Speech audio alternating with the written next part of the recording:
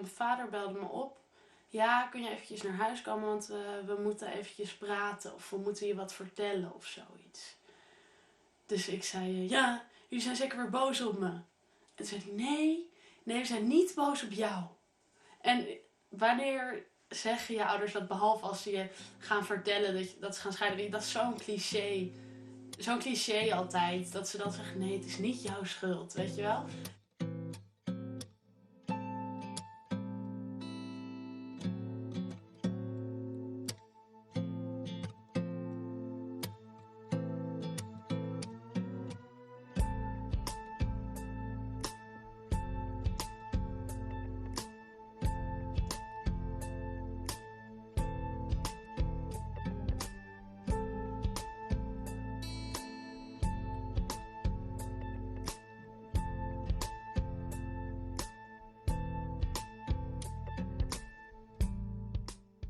Echtscheidingen komen de laatste tijd steeds vaker voor. 1 op de 6 echtparen met kinderen gaat uit elkaar. Maar wat zijn eigenlijk de effecten van een scheiding op deze kinderen? Ouders kiezen wel voor hun eigen geluk en belang, maar hoe zit het met het belang van het kind?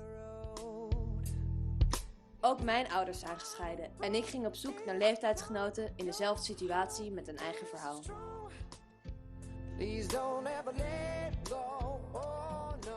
Toen mijn ouders gingen scheiden en mijn vader begon een restaurant en ja, Sam, mijn broer en ik konden niet op onszelf gaan wonen. Dan moesten we maar in dat restaurant bij mijn vader gaan wonen. En toen dat gewoon niet mocht gebeuren, want we woonden onder een restaurant dat tot 5 uur doorging met gewoon harde muziek. En dat is gewoon geen leefsituatie voor kinderen die op school zitten. Dus nou ja, daar hadden mijn ouders beide gewoon, ja, mijn moeder moeten ingrijpen en mijn vader die had gewoon het niet moeten doen. Die had het nooit moeten doen. Het was niet zozeer dat ik boos was op een van de twee. Ze zei namelijk dat het alleen maar beter zou worden. Mijn moeder zei dat in ieder geval. Dus dan kan je niet per se boos worden, maar wel verdrietig. En diep van binnen heb ik ook wel altijd het gevoel dat het een soort van mijn vaders schuld was. En dat is nooit leuk. Denk ik, wat ik eigenlijk het ergst vond, is dat hoe mijn moeder eronder leed, zeg maar. Of dat ik had ook gewoon het idee dat mijn vader ons gewoon heel erg lang voor de gek had gehouden. En dan vooral mijn moeder, omdat dat gewoon zijn vrouw was. En die gewoon 2 jaar lang, ja, totaal ontrouw daaraan was geweest. En ik had gewoon ook het idee dat zij...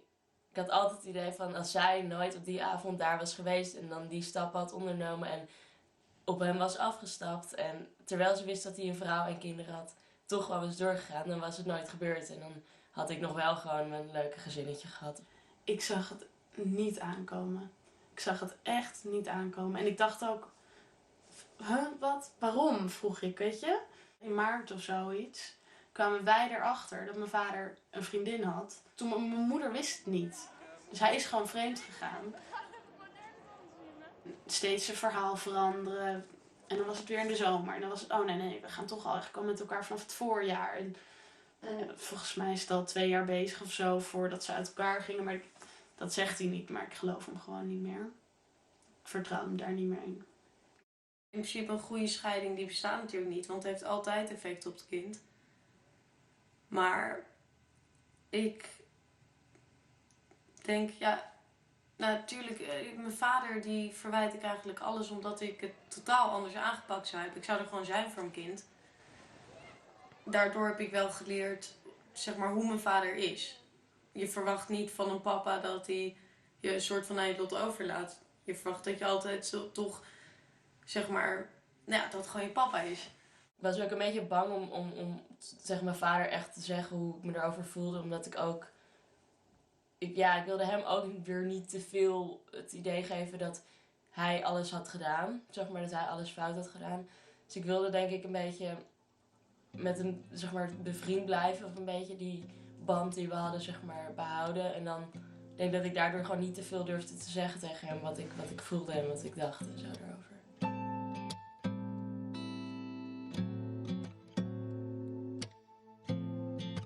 Wat ik denk ik heel erg heb gemist, is vooral toen ik een soort van in de puberteit kwam, een mannelijk iemand in het huis. Omdat met je moeder dingen bespreken over opgroeien en volwassen worden is toch moeilijker. En zeker niet als je ouder ook alleen is.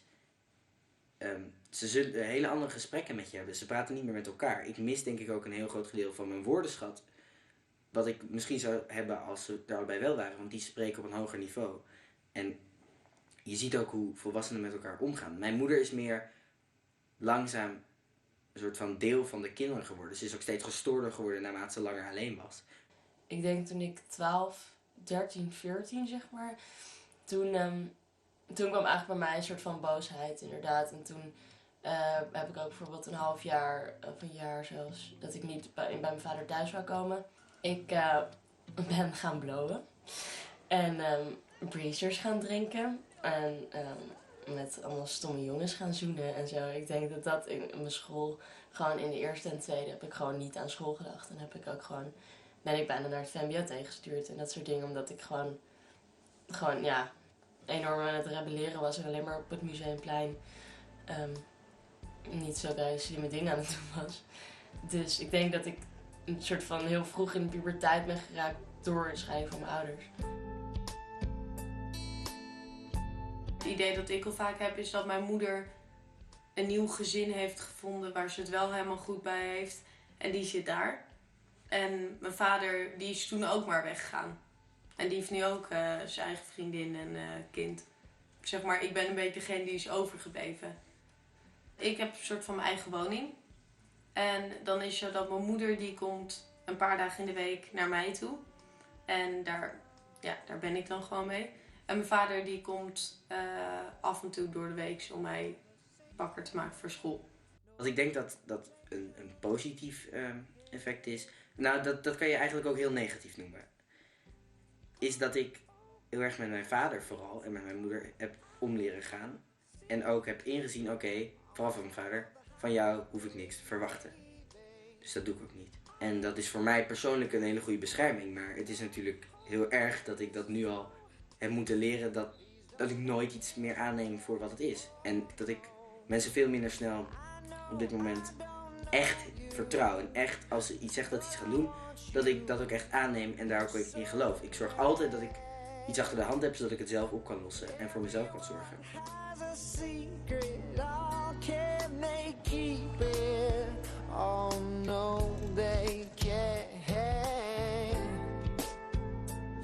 I'm driving fast now, don't think I know how to go slow.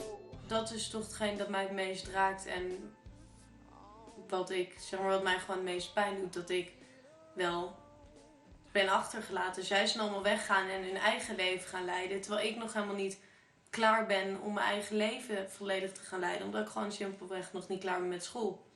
Het is nog steeds gewoon heel pijnlijk en ongemakkelijk. En ja, het beeld dat ik had van mijn vader is gewoon totaal in één klap veranderd.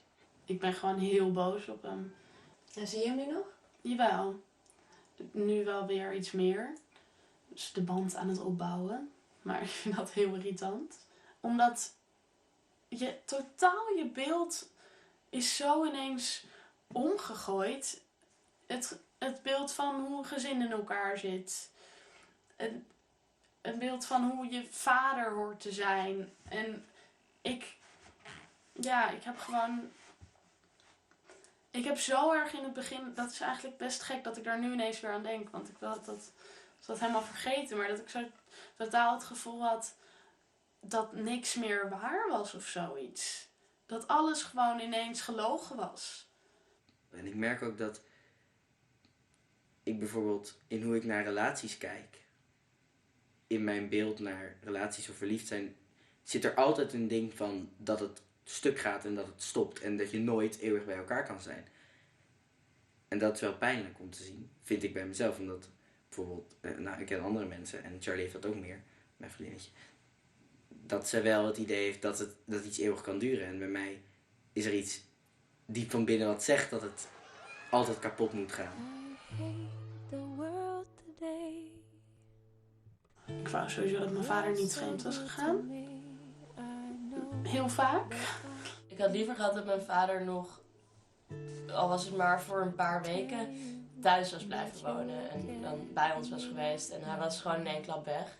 Nu ik ouder word, begin ik natuurlijk wel er beter in te worden. En kan ik toch, zeg maar, sommige dingen wel alleen. Ondanks dat ik het niet wil en dat het pijn doet, leer ik het wel, maar gewoon te vroeg. Ik zou nu niet meer willen dat mijn ouders bij elkaar kwamen. Maar ik heb dat vroeger wel elke avond voordat ik naar bed ging gevraagd aan God, terwijl ik niet in God geloofde. Mogen ze alsjeblieft weer terug bij elkaar komen? Dan laat je iemand toch een klein beetje binnen en dan lukt het alsnog niet. Ik ben heel boos. Nog steeds. Dat ze dan een soort van toch steken. I'm a bit